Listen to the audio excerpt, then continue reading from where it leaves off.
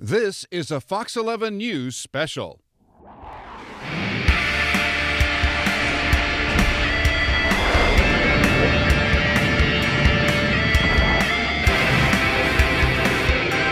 In the world of aviation, there isn't anyone quite like Clay Lacy. And if anyone was ever born to fly, it was this man. And I knew then that that's what I wanted to do, and that's all I've ever done. His life's resume reads like an aviator's fairy tale. Commercial airline pilot, military pilot, test pilot, world record setter, air race champion, aviation business owner, and even helped film flying scenes in more than 50 films. There he is! Get him, Mike! Get him! Tonight, we spend some time getting to know a man who took his love of flying and created a lifetime of adventure and success, walking the tarmac and reminiscing with the man Neil Armstrong called an all-around master of the air.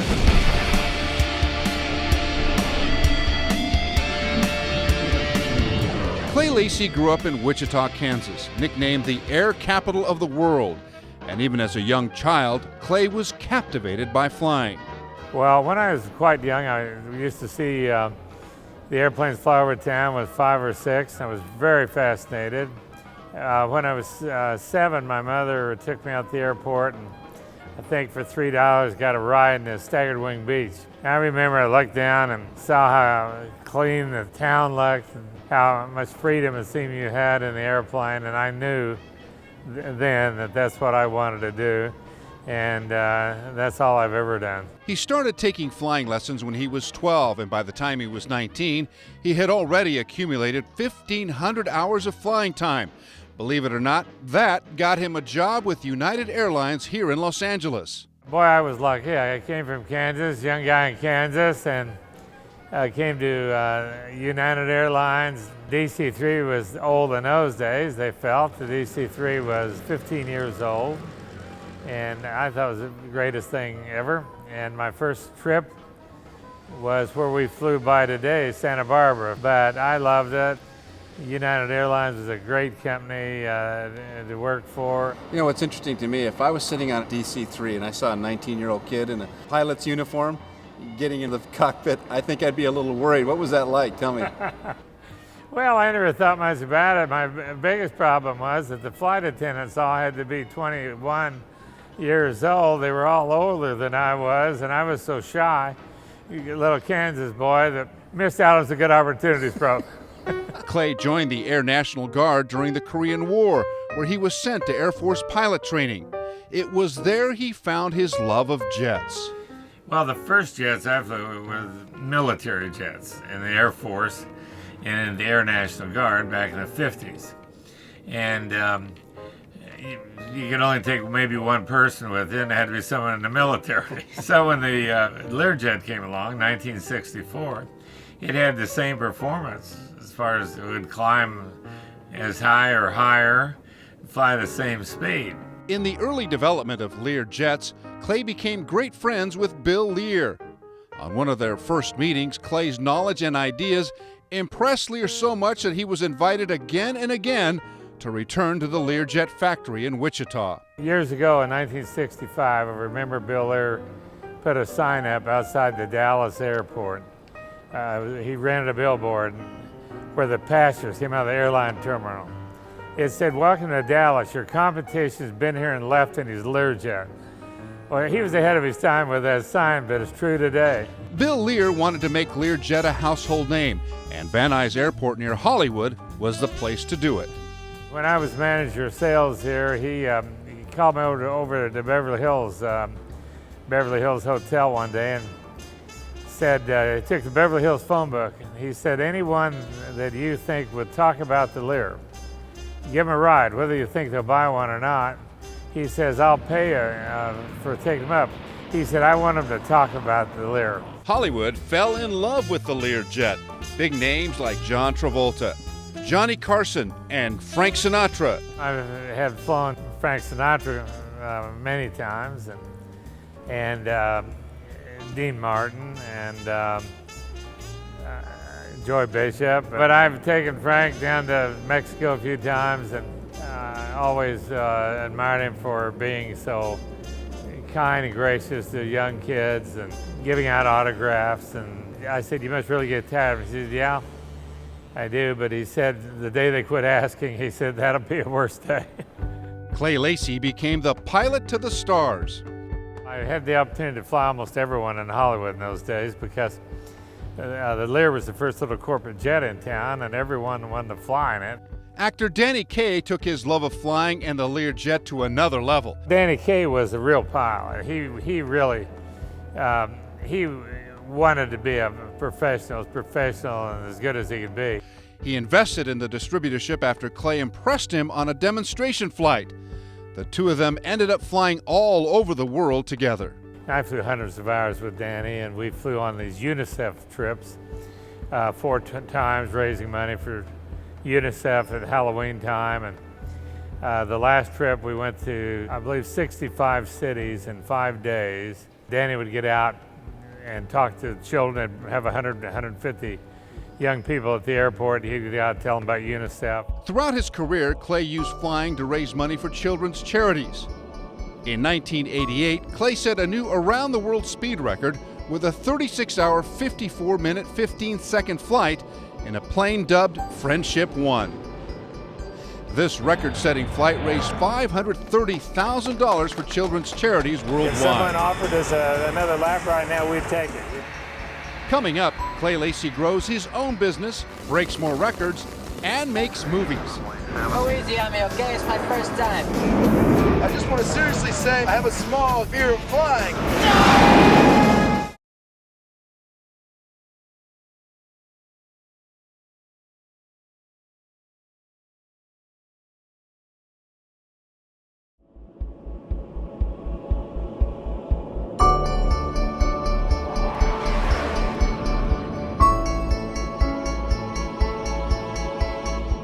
I'm proud that I've been in aviation, over 65 years and still doing it, still flying, and I had the opportunities I've had, the luck to set around the world speed record and win the national air races, and so lucky me. And Lucky Me, the title of a book by Stacy Gear about the life and flights of veteran aviator Clay Lacy. The foreword is written by another famous pilot, Neil Armstrong. Neil is just one of the greatest test pilots ever. Before he was in the space program, before he was an astronaut, he was a test pilot, flew the X-15, which was an airplane that would go Mach 7, I believe it went. And he had a couple of very hairy experiences. He always did the right thing. He was on a test bed for the lunar lander, and he was only about 150 feet when some of the retro rockets went out and the thing turned 90 degrees. And he was quick enough to eject out of it, open his chute, swung once, hit the ground. They couldn't have picked a better man to be the first man to the moon because of the way he handled it afterwards. Wonderful guy. Clay started Clay Lacy Aviation with just one rented Lear jet and 2 full-time pilots, while still working for United Airlines in 1968. There wasn't a lot of competition in charter jets in those days, which put Clay in the right place at the right time. Well, there were other companies too on the East Coast and things, but I was in on the leading edge of jet charter. And that was a great time, which I really enjoyed, being on the leading edge of business jets. And it's certainly been a good ride. I've had a lot of fun. I feel, though, that I haven't done that much to advance or help aviation, but I've certainly been on the user end of it. And I believe we did kind of set the model for a lot of people about what service was about. That reputation for exceptional service helped Clay Lacy Aviation flourish. In 1969, Clay bought his first Lear jet. But it did start with one airplane, and I built this facility in 1980. And prior to that, I was renting, a hangar. So 1980, why we had about 10 airplanes. And now we manage and operate over 60. And with one of these airplanes, they can do as much in 2 days as they can do on the airline in 8 days. Today, the Van Nuys Airport has more business jets than any other airport in the world. It is just ahead of Teterboro in New Jersey. The business flying, you can see that it really helps. It helps the world, it helps our country, helps Los Angeles. These airplanes bring people from out of town or out of country to town here to do business deals. As much as Clay loves business aviation, it's just the tip of the iceberg as far as what he has accomplished. As a test pilot, he flew the first flights on 5 airplanes, including one known as the Pregnant Guppy. And then on test flying, I've never done a lot of test flying, but I have made first flights on 5 airplanes, and including the Pregnant Guppy airplane. It was built to carry Saturn boosters, put men on the moon. In the 60s, we flew that right out of Van Nuys Airport here in September 1962.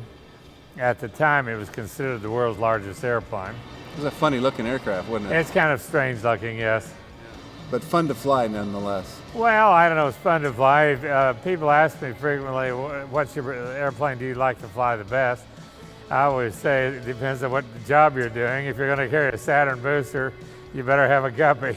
And while Clay was busy as a pilot for United and running his own charter business, he managed to find time to fly his P-51 Mustang number 64 in every unlimited class air race from 1964 to 1972. Well, I've had a lot of fun. I won the national air races in 1970 with my P-51. It's a good looking aircraft. Yeah, it's a nice looking airplane. And I won some other races. 1971 was a good year for me. I've set a few other records. It's not something I've chased, or records. I've never chased them, but once in a while when I would think about it, I was going to make a flight that I was pretty sure was going to go fast, I would file for a record. Clay captured worldwide attention when he and business partner Alan Paulson flew a 4-engine DC-7 in the California 1,000-mile air race. Maybe I should take that G meter over here. The big airplane, it's hard to tell how many G's you're pulling without really looking at it. You always get that feeling you're pulling more than you really are. How about handing me the G meter and I'll put it over here on my glare shield. They finished 6th, beating more than a dozen other fighter aircraft. People throughout aviation call the feat remarkable. No Y2K jitters for Clay. In another remarkable flight, he rang in the new millennium by flying along the international date line in a Boeing 727. Clay piloted 40 guests cruising from Southern California by way of Hawaii and Midway Island, passing into January 1st, 2000, while it was still 4 a.m. in Los Angeles, before landing an hour later on Midway Island to wait another 24 hours to ring in the new year on land. Coming up, Clay Lacy, the filmmaker. Watch out, watch out!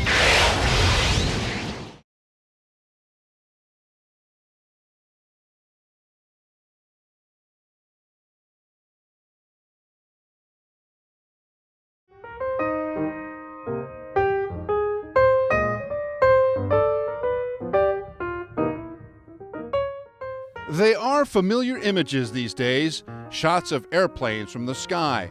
But what you may not know is most likely the man behind the camera is Clay Lacy. Yeah, they're almost all mine. And in the last 35 years, well, it's been more than that. I've been doing it for over 40 years. Clay Lacy helped revolutionize the way aerial photography was being done. The Lear was new.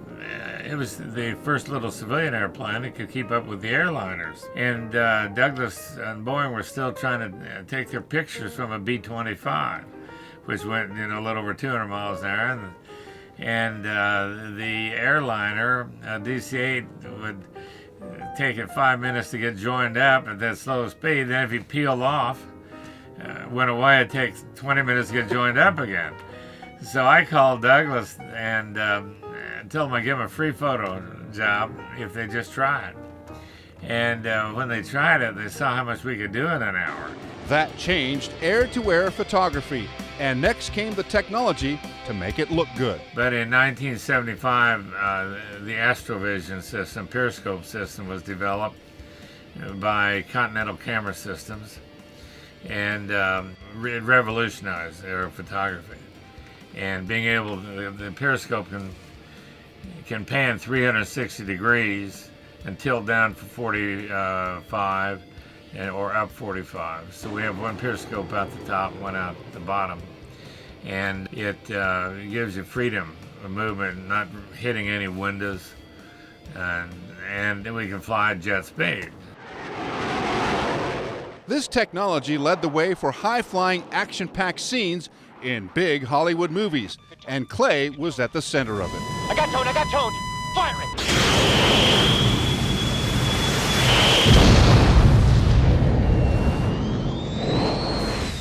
Well, Top Gun was interesting, but it's not just all fun, it's a lot of work, because to get the shots they need, we have to figure it out ahead of time, and be very careful the way we brief it from a safety standpoint. But what I'll do, I'll draw pictures before I have the briefing with the pilot, side view, how we're going to start, the top view, and who's going to peel off or go first, and on my command. And then when in just a few seconds they're out of the scene, they're too far away. Clay's movie credits also include Armageddon, Firefox,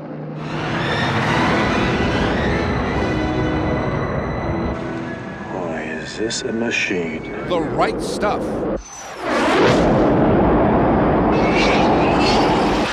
The Great Santini, Take him into the sun, Barstool.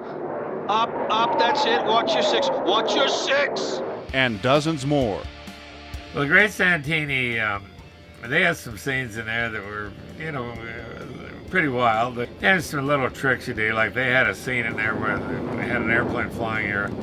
Two airplanes from outside rolled in on their wingtip. Well, that's pretty hard to do, and so we do little tricks like I'll have them start here and roll out, and then we reverse print it.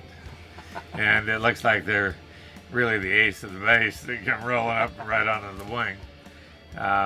But then another thing we had to watch for, in those days, some of the engines in the Phantoms put out a little smoke. Well, when you reverse print it, the smoke goes up the tailpipe. And it goes the wrong way, so we had to get airplanes that did the smoke, but it all worked out. It was a good movie. In all, Clay is responsible for more than 3,000 projects of aerial cinematography. If you're watching an airline commercial, more than likely, Clay is the man behind it. Coming up, having fun in the sky.